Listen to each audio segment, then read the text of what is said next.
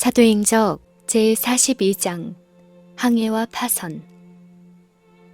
마침내 바울은 로마로 가고 있었다.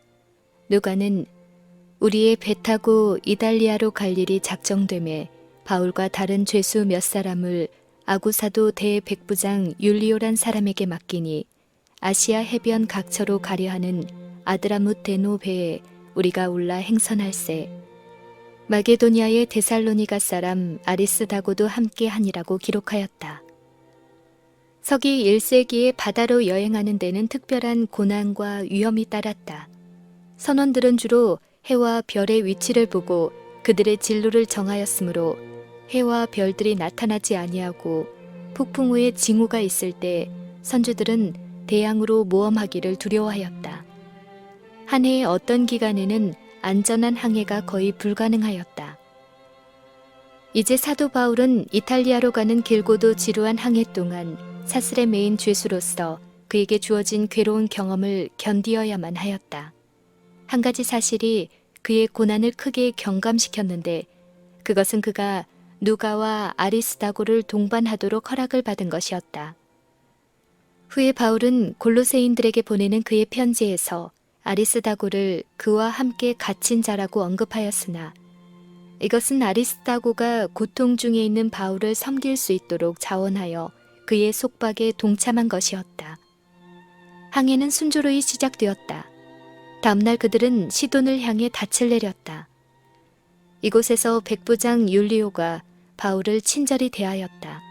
그는 이곳에 그리스도인들이 있다는 말을 듣고 친구들에게 가서 대접받음을 허락하였다. 건강이 나쁜 사도는 이에 대하여 크게 감사히 여기었다. 시돈을 떠나자 배는 역풍을 만나 직접 가는 노선에서 쫓기어 서서히 행진하였다. 루기아도의 무라성에서 백부장은 이탈리아 해안으로 가는 큰 알렉산드리아 배를 발견하고 즉시 죄수들을 이 배에 옮기었다. 그러나 여전히 역풍이어서 그 배의 진행이 어려웠다. 누가는 배가 더디가 여러 날 만에 간신히 니도 맞은편에 이르러 풍세가 더 허락지 아니하므로 살몬의 앞을 지나 그레데 해안을 의지하고 행선하여 간신히 그 연안을 지나 미항이라는 곳에 이르렀다고 기록하였다. 미항에서 그들은 순풍을 기다리기 위하여 얼마 동안 체류할 수밖에 없었다.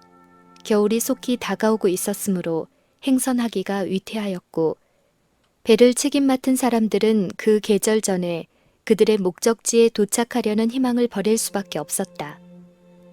이는 그 해에는 바다로 여행하는 것을 그쳐야 하는 까닭이었다. 다만 결정해야 할 문제가 있다면 미항에서 체류할 것인가 혹은 겨울을 보내기에 더 좋은 곳으로 갈 것인가 하는 것이었다. 이 문제는 진지하게 토의되었고 마침내 백부장은 모든 선원들과 군사들에게 존경을 받는 바울에게 문의하였다. 사도는 주저하지 않고 저희가 있는 이곳에 체류할 것을 권고하였다.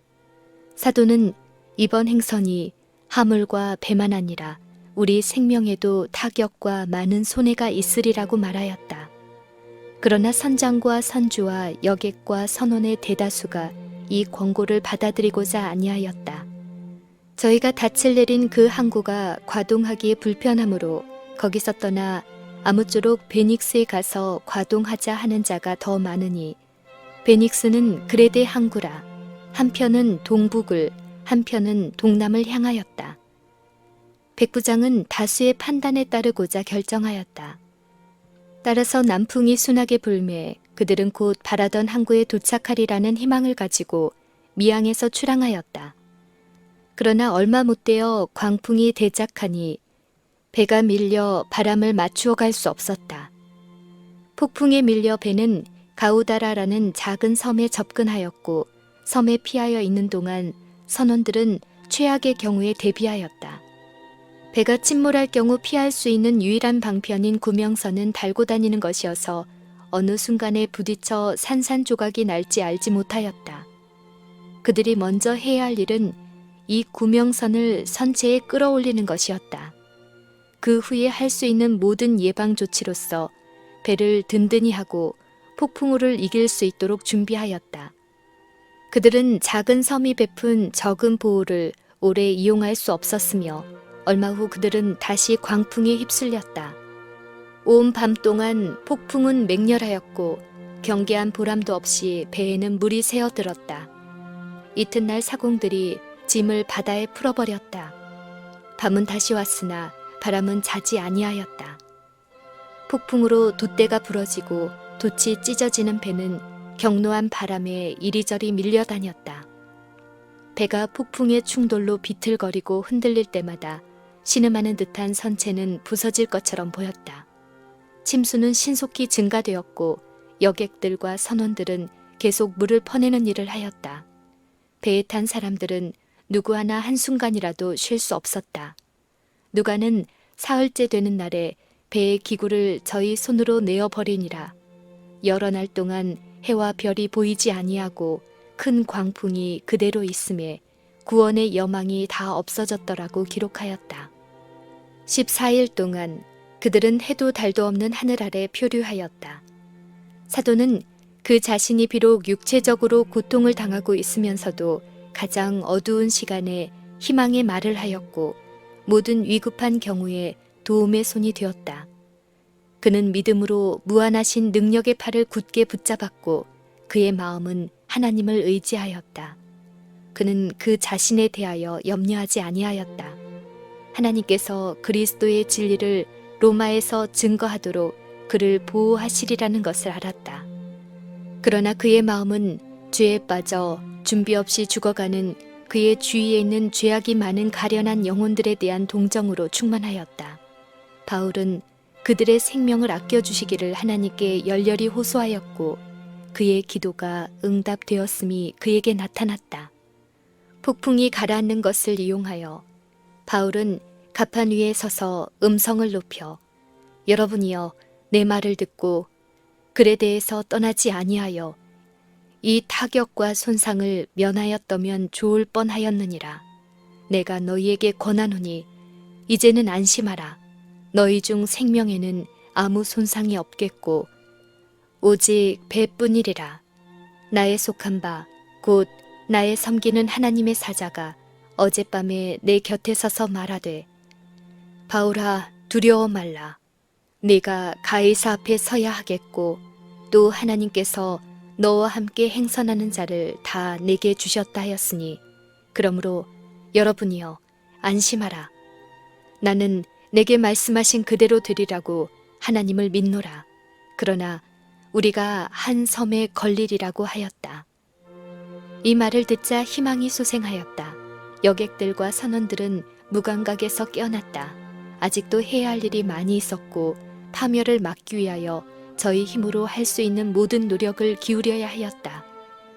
떠밀어 올리는 검은 물결에 밀린 지 10나흘째 밤이 되어 밤중에 선원들은 부서지는 파도 소리를 듣고 어느 육지에 가까워지는 줄을 짐작하고 물을 재어보니 20길이 되고 조금 가다가 다시 재니 15길이라. 암초에 걸릴까 하여 고물로 닷 넷을 주고 날이 새기를 고대하였다고 누가는 기록하였다. 동이 틀 때에 폭풍이 부는 해안의 윤곽은 희미하게 볼 수 있었으나 낯익은 육상의 목표물은 보이지 아니하였다. 전망이 매우 암담하므로 이교도의 선원들은 모두 용기를 잃고 도망하고자 하여 이 물에서 닻을 내릴 준비를 하는 채 하면서 벌써 구명선을 내려놓았다. 바울이 그들의 비열한 계책을 알고 백부장과 군사들에게 이 사람들이 배에 있지 아니하면 너희가 구원을 얻지 못하리라고 말하였다. 군사들은 즉시 거룻줄을 끊어 바다로 떼어버렸다. 가장 위험한 순간이 아직도 그들 앞에 있었다.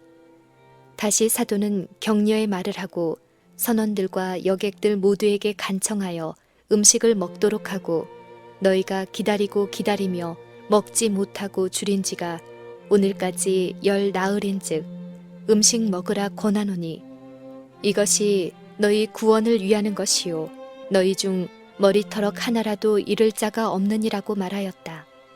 떡을 가져다가 모든 사람 앞에서 하나님께 축사하고 떼어 먹기를 시작하였다. 그렇게 하니 바울이 아니었다면 절망에 빠졌을 피곤에 지치고 낙담한 275명의 무리가 사도와 함께 음식을 먹었다.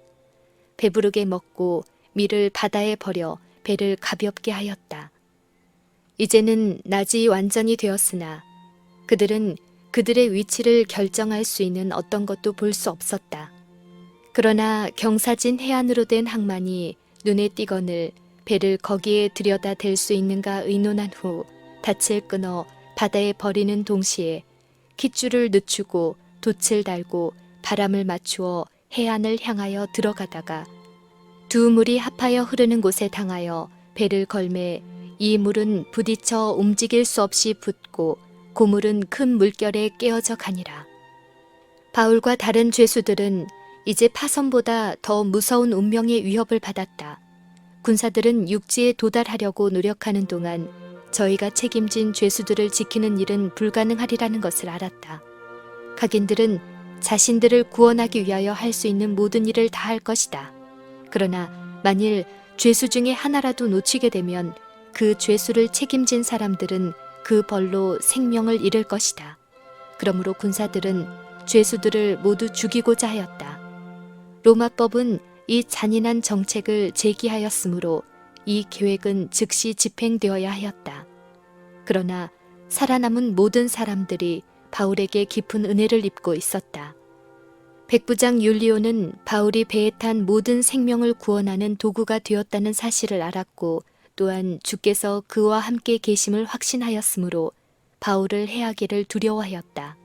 그러므로 그는 헤엄칠 줄 아는 사람들을 명하여 물에 뛰어내려 먼저 육지에 나가게 하고 그 남은 사람들은 널조각 혹은 배 물건에 의지하여 나가게 하니 마침내 사람들이 다 상륙하여 구원을 얻었다. 점호를 하였을 때 잃은 사람이 하나도 없었다. 파선을 당한 선원들은 멜리데 토인들의 친절한 영접을 받았다. 누가는 토인들이 비가 오고 날이 참에 불을 피워 우리를 다 영접하였다고 기록하였다. 바울은 다른 사람들을 위로하기 위하여 활발하게 봉사하는 이들과 함께하였다.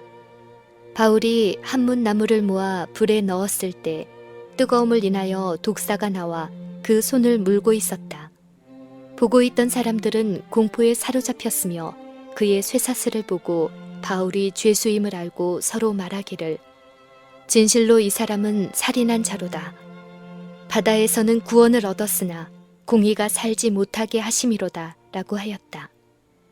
그러나 바울은 그 독사를 흔들어 불에 떨어뜨리고 그는 아무 해를 입지 아니하였다. 백성들은 그 독성을 알므로 바울이 어느 때라도 무서운 고통 중에 쓰러지리라고 그를 바라보고 있었다. 그러나 오래 기다려도 그에게 아무 이상이 없음을 보고 돌려 생각하여 말하되 신이라 하였다. 배의 무리가 멜리데에 머물러 있던 석 달 동안 바울과 그의 동역자들은 복음을 전할 수 있는 많은 기회를 이용하였다. 놀라운 방법으로 주께서는 그들을 통하여 일하셨다. 파선된 온 무리는 바울 때문에 크게 친절한 대우를 받았으며 그들의 모든 필요는 공급을 받았고 멜리데를 떠날 때 그들은 항해를 위하여 필요되는 모든 것을 관대하게 공급받았다. 누가는 그들이 체류하는 동안에 일어난 중요한 사건들을 다음과 같이 짤막하게 언급하고 있다. 이 섬의 제일 높은 사람 부블리오라 하는 부친이 열병과 이질에 걸려 누웠거늘 바울이 들어가서 기도하고 그에게 안수하여 낫게 하매 이러므로 섬 가운데 다른 병든 사람들이 와서 고침을 받고 후한 예로 우리를 대접하고 떠날 때 우리 쓸 것을 배에 올리어 주었다.